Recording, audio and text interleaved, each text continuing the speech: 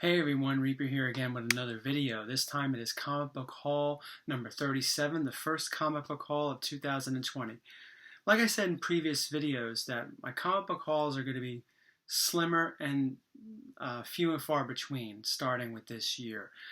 It's not to say that I won't have comic book hauls, but I usually have about what? Six a year? Maybe down to 4 or 5, and then next year 4 and all that stuff as my collecting becomes more specific. Okay, but for now we have another comic book haul number 37. So I got a stack of books here, not a very big stack. So let's see what I got. So let me get these and let's begin. Now this book here, Spawn 150, the Jim Lee variant. I showed you this months ago in my Spawn collecting part 2. I mean, I had it included in that video way before you actually see it in a haul. But since it hasn't been in a haul, I figured now I put it in this one. So here we go. A lot of variants came out for this one. As you know, I'm not big into variants at all. But I like this cover the best. I like the Jim Lee cover the best. Todd McFarlane did one, and others did too. I can't even remember. All right, this one I got on sale. It was it's a nice copy, and it was pretty cheap. So I said, why not? And it's a book that I've owned before. Astonishing Tales 25. I remember this book was hot for a while, then I think it tanked, which is probably the reason why it went on sale, and I got it for the price I did. You know, hey, for those of you that just like to collect, I mean, especially for that book, George Perez's first published work at Marvel. It might have been just first published work, period. You know, now's the time to get the book, right? You know. Now, these two, I got these pretty cheap.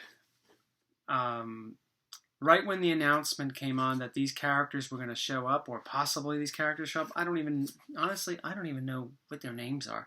I think right here we have Moon Knight number 12. I believe this is the first appearance of a character called Morpheus, as it says right here. I think I got that for like $1. And then we have number 14.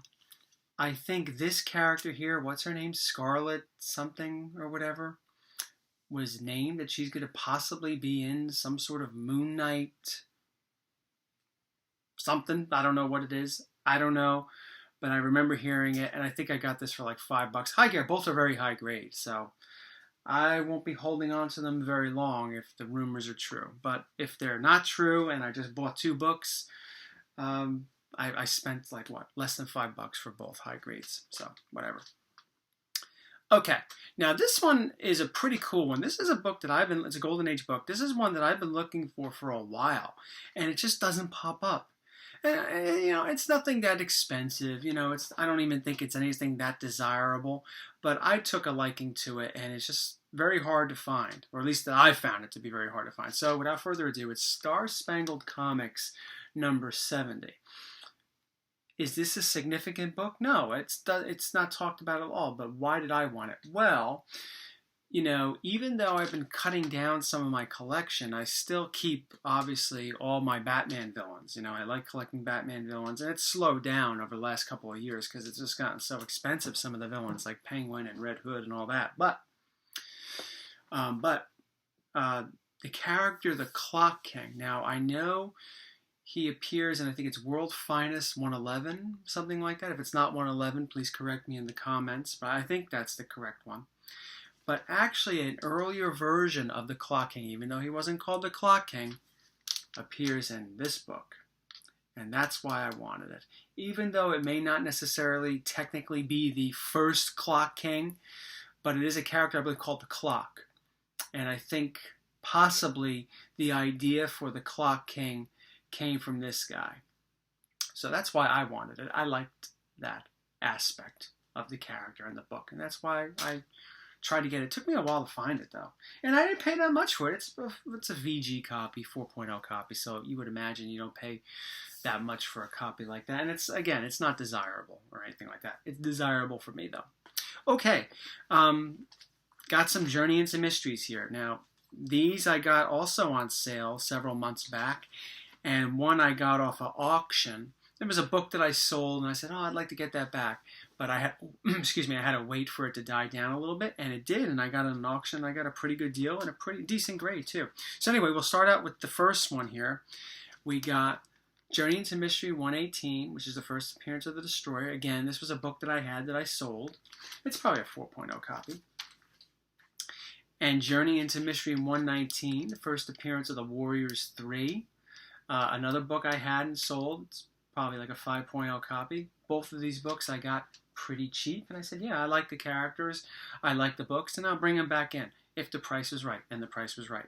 And that goes the same for this one right here. The price was right. I got this in auction. For a while, this book was climbing. But this is probably like a 5.5 copy of Journey into Mystery 102. Now, I had a copy of this I sold. It wasn't as nice as this one. My original copy, the top staple on the cover was popped. But the rest of the book was okay. So, for me, I don't mind it that much, but if I can improve on a popped staple on a cover, depending on what the book is, I will. And I got it right here, and I got this for a pretty good price. So I was really glad to bring back Hela. I like Hela a lot. I thought that... was the actress that played her in the movie? Was it Kate Blanchett? She was really good as Hela. I liked the character. I liked the look of her, and brought the book back. Now this book, I was very happy to get. I believe I bought this over the summer, and it's probably like a 5.0, maybe a 5.5 copy. I got this at my local comic book shop, and I was really happy to get it. Fantastic Four 36, the first appearance of the Frightful Four. Collecting for Fantastic Four is certainly not easy, because a lot of the books, I think a lot of people are speccing on the books, or just the books are expensive in general. And this is a really cool one. I believe this is also the first appearance of Medusa. I think so. If I'm wrong, again, correct me in the comments. But I do believe it's the first appearance of Medusa. But pretty cool. First appearance of the Frightful Four. Really, really nice. Cool cover, too. Last two. Like I said, not a very big haul. Okay? But to me, that doesn't matter as much. This one, again, I got a story behind it. Not necessarily this copy, but the book. Well, let me show it to you. Excuse me. Avengers 48. It's probably a 6.0, 6.5 copy. Nice copy. It is. But, there's a little tanning up here, so that takes away from the grade. And it's got some creases, not many. It could use a press. I don't know about a cleaning. I could do the cleaning myself. It actually may be better than a 6.5 after a press. I don't know, but it's a nice copy. But anyway, the story I have about this book, not necessarily my copy, is I purchased this a week after the New York Comic Con. I got it for a pretty good price. I really did, off of eBay. So I was really happy at that. But I was going to buy it at the New York Comic Con. And I was at one guy, I'm not going to say who the dealer was. One guy was selling it, probably same grade, okay?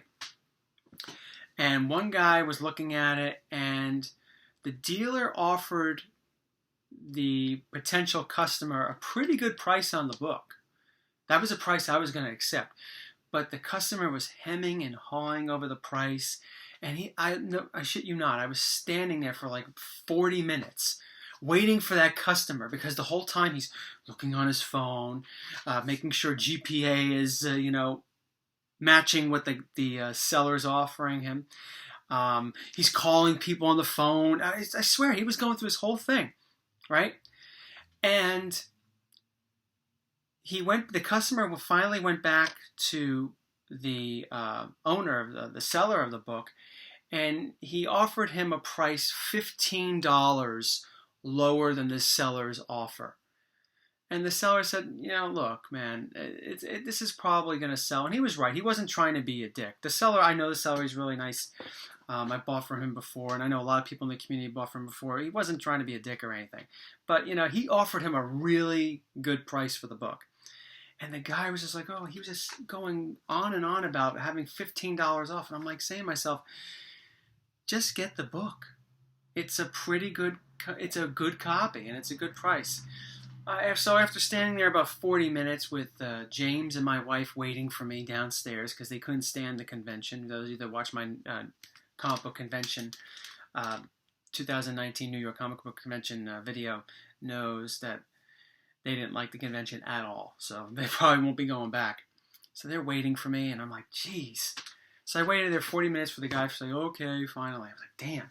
Because the moment that guy would have said no, I would have grabbed that book and bought it. So anyway, a week later, I found my copy off of eBay, and it was a make an offer. So I made an offer, and the guy counter offered, and sometimes you can leave a little message in the counter offer, and he seemed friendly enough. So I made a counter, and he sent me a personal message, and we were talking a little bit. He was from New York, and he was really cool. He was really cool, and we agreed to a really fair price for the book, and that was the end of it. And actually, the price that I got was better than the one at the New York Con, the guy got at the New York Con, but not too far off. So I guess I'm glad I didn't get it at the New York Con. And the last one, this was one that I was looking for at the New York Con. They didn't have. This is a book that I previously owned. I sold to help fund my Incredible Hulk. And I said I'd like to get this book back one day.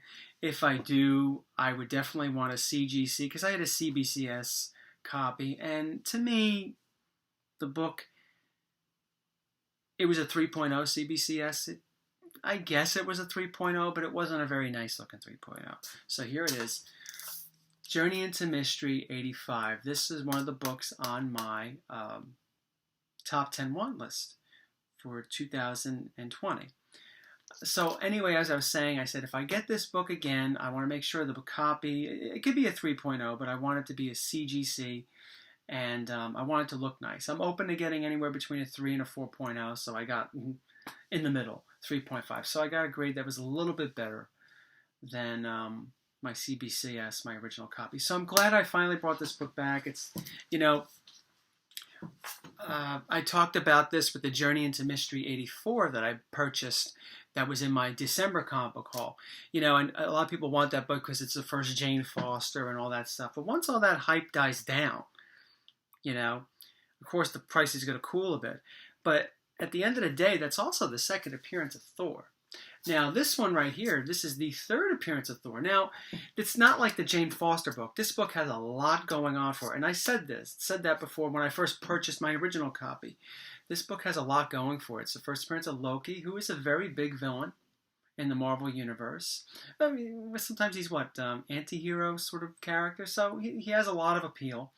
And it's the first appearance of a lot of Asgard first, including Asgard in the Marvel Universe. What I mean by Asgard first is like Heimdall and the cameo of Odin, the Bifrost Bridge. Who else? What else is on here? Odin, cameo, Heimdall, Loki, third appearance of Thor. It's got a lot of good stuff. This is still a good book. Still a very good book to have. And I was glad I was able to bring it back. So thank you all for watching Comic Book Haul number 37. Still got plenty of videos coming out. Hope you'll tune in. And take care and happy hunting.